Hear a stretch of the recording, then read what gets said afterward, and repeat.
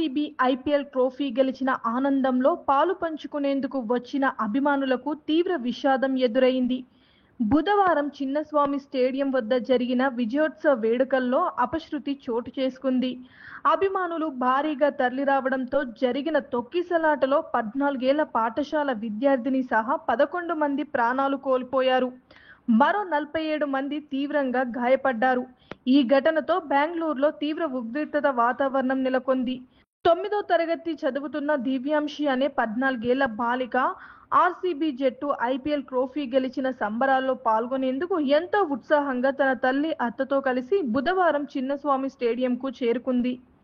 లక్షలాది మంది అభిమానులు స్టేడియంలోకి ప్రవేశించేందుకు గేట్ నెంబర్ 15 వద్ద ఒకరినొకరు తోసుకుంటున్న సమయంలో అనుకోని ప్రమాదం జరిగింది. నిమిషాల వ్యవధిలోనే దివ్యాంశి తలకు తీవ్ర గాయమైంది. హుటాహుటిన ఆమె తల్లి, అత్త ఆసుపత్రికి తరలించినా ఫలితం లేకపోయింది. కొద్దిసేపటికే దివ్యాంశి మృతి చెందడంతో ఆ కుటుంబంలో తీవ్ర విషాదం నెలకొంది. దివ్యాంశి మృతదేహాన్ని చూసి ఆమె కుటుంబ సభ్యులు కన్నీరు మున్నీరుగా విలపించారు. దివ్యాంశి తండ్రి శివకుమార్ ప్రముఖ ఛానల్తో మాట్లాడుతూ, దివ్యాంశి, ఆమె తల్లి, అత్త మధ్యాహ్నం 3 గంటల ప్రాంతంలో స్టేడియంకు చేరుకున్నారు. గేట్ నెంబర్ 15 వద్ద తోపులాటలో నా కూతురు తల ఇనుప బార్గెట్కు తగిలింది. దాంతో ఆమె కింద పడిపోయింది అని తెలిపారు.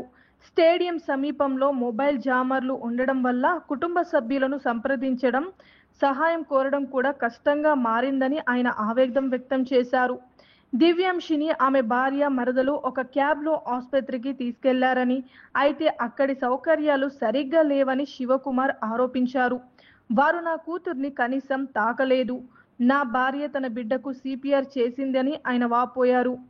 అధికారుల నిర్లక్ష్యం, సరైన ప్రణాళిక లేకపోవడం వల్లే ఈ ఘోరం జరిగిందని, ఘటన స్థలంలో అంబులెన్స్లు కూడా అందుబాటులో లేదని, పోలీసులు కూడా సహాయం చేయలేదని ఆయన తీవ్ర ఆవేదన వ్యక్తం చేశారు.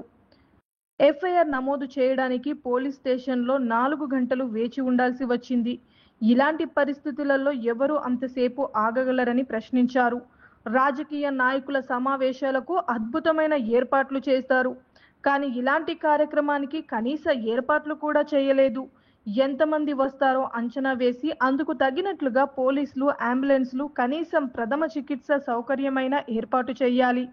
ఇదే రాజకీయ సభ అయితే బిర్యానీ కూడా ఏర్పాటు చేసేవారని శివకుమార్ మండిపడ్డారు.